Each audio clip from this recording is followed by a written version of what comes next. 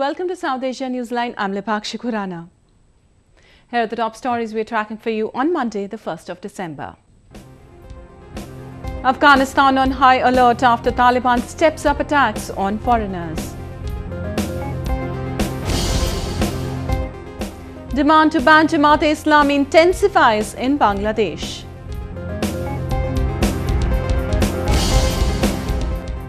An Islamic State influence on Indian youth a matter of concern, say intelligence agencies.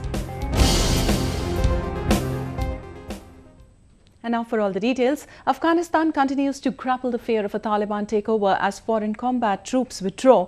The dreaded militia, which has stepped up attacks on foreigners, is trying to capture areas being vacated by the NATO forces in the war-torn nation. The United States has poured more than $61 billion into training a nascent 350,000-strong security force ahead of its plan to exit its longest war in Afghanistan. The US, which provides the bulk of NATO troops in the country, has intensified the training of these men to own weapons and battlefield skills. Experts say the latest Taliban attacks have dented confidence in the country's security forces after most foreign troops pull out at the end of 2014. که بیشترین شیوه و رویکرد جنگ انفجاری، انتحاری، استخباراتی از شیوه استفاده میکنن که در حقیقت در یک حد معین زمینگیر ساختن ارگانهای ما را. بنابراین اردوی ملی افغانستان به حمایت بیشتر نیروهای بین المللی مخصوصا در بخش عملیاتی و عملیاتهای خاص برای جلوگیری از عملات تهاجمی دشمن بالای پست‌های ثابت دولت افغانستان نیازمند است. The training of soldiers comes as Taliban continues to undertake deadly suicide bombings and assaults on military and civilians in Afghanistan. 5 people were killed and several others wounded after Taliban gunmen stormed a foreign office building in capital Kabul late on Saturday. Those killed included a South African leader of a foreign aid group along with his family members. The Afghan forces later ousted insurgents trying to seize the former US and British base camps. The Kabul police chief resigned on Sunday following the brazen attack. Saturday's attack is the third Taliban strike in the past 5 days in Afghanistan. A foreign guest house in Wazir Akbar Khan area of the capital, housing many key diplomatic offices, came under simultaneous gun and bomb attack on Thursday. Earlier the same day, 5 people including one Briton died in a suicide bomb blast on a British embassy vehicle in Kabul. The Taliban, which was ousted from power in 2001 by the NATO, has so far rejected the newly elected government and has not made any move towards holding peace negotiations. The demand for a ban on Bangladesh's largest Islamic party, the Jamaat-e-Islami, is growing across various sections of the country. The Workers' Party of Bangladesh has demanded that the Jamaat, which was against the formation of the nation, should not be allowed to function. Hundreds of party activists marched in capital Dhaka over the weekend against the Jamaat. Many expressed satisfaction over the ongoing trials at the International War Crimes Tribunal or ICT and called for a total ban of the Jamaat. বিচার শুরু হয়েছে কিন্তু আমরা আজকে বলতে চাই যুদ্ধ অপরাধীদের বিচার করলেই চলবে না জামাতে ইসলাম এবং সমস্ত স্বাধীনতা বিরোধী শক্তিকে নিষিদ্ধ করতে হবে জঙ্গিবাদী শক্তিকে নিষিদ্ধ করতে হবে তার জন্য সরকারের পদক্ষেপে বিলম্ব এটা আমাদের কাম্য নয় The Jamaat, a key ally of former Prime Minister Begum Khalida Zia's Bangladesh Nationalist Party, fought with the Pakistan Army during the 1971 Liberation War.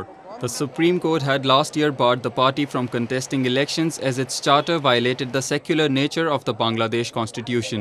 Many, including ICT prosecutors, have been demanding that the Jamaat should be tried for war crimes by a special court.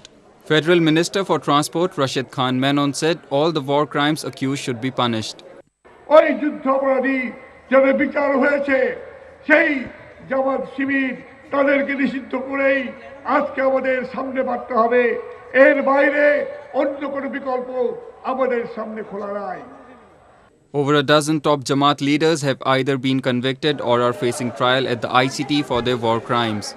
According to government records, some 3 million people were killed and 200,000 women were raped by Pakistan Army soldiers and their local collaborators, including the Jamaat in 1971, when Bangladesh, then known as East Pakistan, was breaking away from West Pakistan.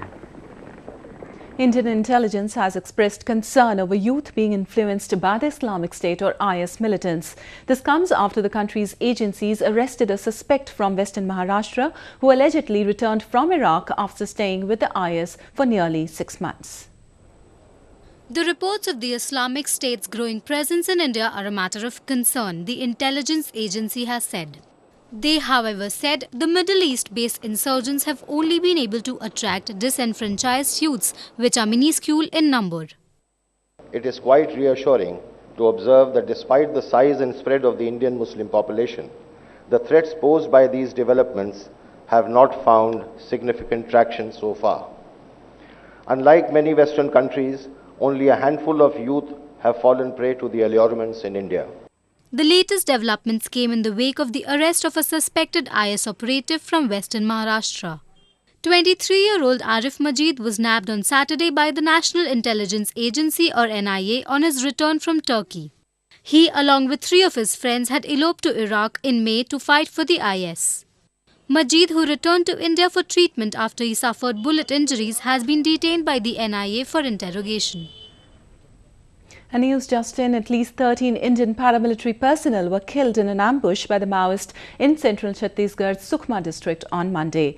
Those deceased included a deputy commandant and an assistant commandant. And moving on, despite being endowed with abundant water resources, Pakistan-occupied Kashmir is plagued by an acute contamination of water bodies, leading to water shortages and other health issues. A report. With natural sources drying up or being declared unfit for human use, many in capital Muzaffarabad have to negotiate treacherous terrain to fetch water from far-off areas. Many depend on the local administration for drinking water. But residents allege that in the light of no response from government, the problem manifests year after year. With 86% of water being declared unfit for consumption, the problem is becoming grave by the day. Waterborne diseases like dysentery, cholera and typhoid are common complaints among the local population. अफराद कोई 18 से 20 अफराद ऐसे हैं जिनके ये इन पानी पीने से अपना हलाकत हुई है और चूँकि माहौलियात वालों ने इसको बताया, फिर भी हमारी हुकूमत ने जो बुनियादी सहूलत होती है और वो कैपिटल सिटी में भी जो है ना अभी तक पानी को जो है ना जी फिल्टर करने का कोई काम नहीं किया गया. The erratic monsoons have led to a dip in the water table. The drainage from surrounding areas has polluted several lakes too. Locals say the water supply is infected by sewer water. पाइपलाइनें टूट चुकी हैं, sewerage का पानी दूसरे पानी के साथ शामिल हो रहा है, जिसकी वजह से सारा पानी सारा आलूदा हो चुका है. Pakistan continues to exploit the illegally occupied region's rich natural resources without paying any royalty. No funds are allocated for bettering the infrastructure of POK. इसके ऊपर फंड रेज हुए हैं, वो फंड भी हुकूमत ने अपने जो है ना जियालों को और अपने ज़ाती मुफाद के लिए इस्तेमाल करके इसको जो है ना जी एक बिल्कुल पीछे छोड़ दिया कि ये कोई बड़ा मसला ही नहीं है. और मैं ये कहता हूँ कि फिर हुकूमत इतने बड़े दावे किस तरह करती है. The Neelam Valley project was intended to solve the problem of water scarcity in the Himalayan region, but much of the water harnessed here has been diverted to big cities of Pakistan. Former Bangladesh Prime Minister Begum Khalida Zia will have to face trial in a corruption case, the country's Supreme Court said on Sunday. The court order came regarding a petition filed by the Bangladesh Nationalist Party chief after a high court framed charges against her in a 2011 case. The top court had last week rejected 2 other petitions by the former premier against cases relating to siphoning of funds from an orphanage registered in the name of a late husband and former President Zia-ul-Haq. Cricketer turned politician Imran Khan has announced his next round of anti-government protest. The Pakistan Tehreek-e-Insaf or PTI chief has threatened to shut down the country against the Nawaz Sharif government. Imran Khan may be down but not out yet. After staging nearly 110 days of sit-in capital Islamabad against the Nawaz Sharif government, the PTI Supremo on Sunday announced the next round of his party's demonstration. Addressing his supporters, Khan called for a complete shutdown of entire Pakistan starting later this week. 4 तारीख को मैं लाहौर पहुंचूंगा और लाहौर को बंद करूंगा. 8 तारीख को मैं फैसलाबाद जाऊंगा, फैसलाबाद बंद करूंगा. 12 तारीख को मैं कराची जाऊंगा, कराची बंद करूंगा. और 16 तारीख को मैं सारा पाकिस्तान बंद करूंगा. Khan had led hundreds of thousands of his supporters to capital Islamabad in August against the Sharif government. The former cricketer had alleged massive fraud in the 2013 general elections that Prime Minister Sharif's party won with a huge majority. He has been demanding the resignation of Prime Minister Sharif and a judicial probe into the allegations ever since. N. Srinivasan claimed innocence to the Supreme Court of India in the wake of allegations of spot fixing in the Indian Premier League or IPL. The former chief of Board of Control for Cricket in India or BCCI maintained during the IPL scam hearing on Monday that Indian cricket's image has not been tarnished. He also said that Indian captain Mahendra Singh Dhoni would not be asked to resign as the Vice President of India Cements, a company that owns IPL franchise Chennai Super Kings or CSK, where Srinivasan is a managing director. The court had last week observed that Srinivasan amounted to conflict of interest as the owner of CSK. It had viewed that CSK should be terminated without any further inquiry, citing a number of irregularities regarding the team. The Mudgal committee probing the case had also found Gurunath Mayappan, the son-in-law of Srinivasan and former team principal, for being involved in betting. The IPL was hit by the biggest controversy in 2013 after 3 players of its franchise Rajasthan Royals were arrested by Delhi police for spot fixing. The 45th International Film Festival of India or IFFI had an exuberant curtains down after an 11-day run of movies and enchantment. Take a look at how the pomp and show wrapped in the beach state of Goa. It was a glittering closure to one of the biggest film festivals in India. The IFFI saw film personalities from across the globe flocking the tourist hotspot in Goa's northern district of Bambolim on Sunday. The final day was marked by awards, citations and honours given out to various film artists by the dignitaries present at the glitzy venue. Celebrated Hong Kong filmmaker Wong Kar-wai's film, The Grandmaster, closed the festival amid much praise. Wai also received the Lifetime Achievement Award in the presence of Bollywood legend Waheeda Rehman and Malayalam actor Jayaram. The ace director thanked IFFI on behalf of other filmmakers in China. On behalf of my peers in China, I would like to thank the festival and the wonderful audience here in Goa for their hospitality and support to Chinese cinema.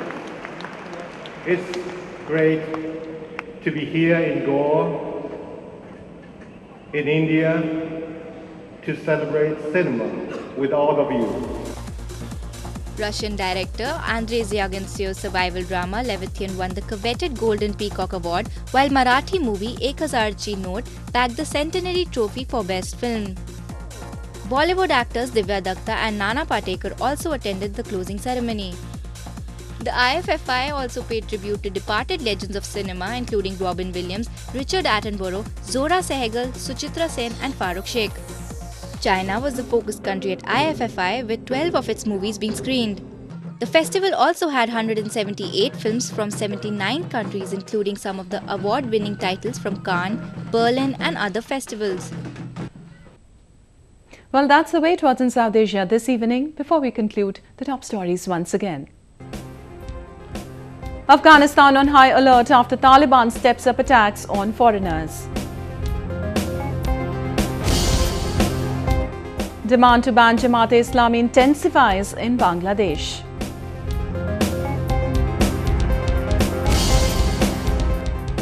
An Islamic State influence on Indian youth a matter of concern, say intelligence agencies.